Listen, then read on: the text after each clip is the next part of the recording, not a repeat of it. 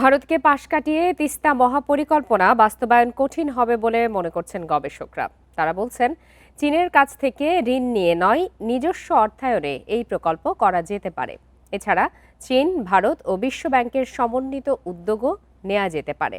এতে অর্থ সাশ্রয়ের পাশাপাশি ভূ রাজনীতিতে শক্ত অবস্থানে থাকবে বাংলাদেশ। তিস্তা উত্তরবঙ্গের এককালের জীবনরেখা।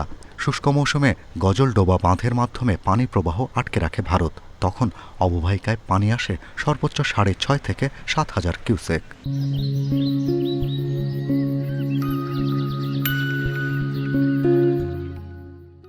আন্তর্জাতিক খাদ্য নীতি গবেষণা ইনস্টিটিউটের মতে, তিস্তায় পানি সংকটে বছরে ধান উৎপাদন কমেছে প্রায় 15 লাখ টন। আবার বর্ষায় উন্মাতাল তিস্তা, প্রায় 2 লাখ কিউসেক পানিতে ভেসে যায় লাখো মানুষের সম্পদ। হিমালয় থেকে উৎপন্ন হয়ে তিস্তা বাংলাদেশে প্রবাহিত হয়েছে 115 কিলোমিটার। এর মধ্যে কুড়িগ্রামের রাজহাট, উলিপুর ও চিলমারি সহ প্রায় 45 কিলোমিটার ভাঙন প্রবণ। তিস্তা নদীর ব্যবস্থাপনায় চীনের সাথে একটি মহাপরিকল্পনা চূড়ান্ত করেছে অন্তর্বর্তী সরকার। যেখানে সবচেয়ে আগে বেশি ভাঙছে ওখানে আগে শুরু করেন। আমাদের তিস্তা ওরা বলছে তো 5 বছর লাগবে ওদেরটা।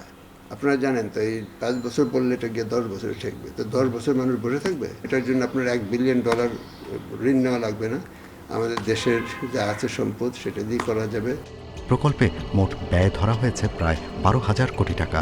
গবেষকেরা বলছেন, নির্বাচিত সরকারের জন্য ভারতকে পাশ কাটিয়ে এ প্রকল্প বাস্তবায়ন কঠিন। তবে চীন, ভারত, বিশ্বব্যাংকের সমন্বিত উদ্যোগে নেওয়া যেতে পারে।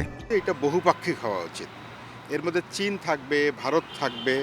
এরা বিনিয়োগের ক্ষেত্রে একজন পানি দেবে, একজন বিনিয়োগ করবে। আবার একই সঙ্গে যাতে এটা পরিবেশটা ঠিক রাখে, একটা স্ট্যান্ডার্ড রাখা যায়, সেজন্য বিশ্বব্যাংক, এডিবি এরকম প্রতিষ্ঠানগুলো লাগবে।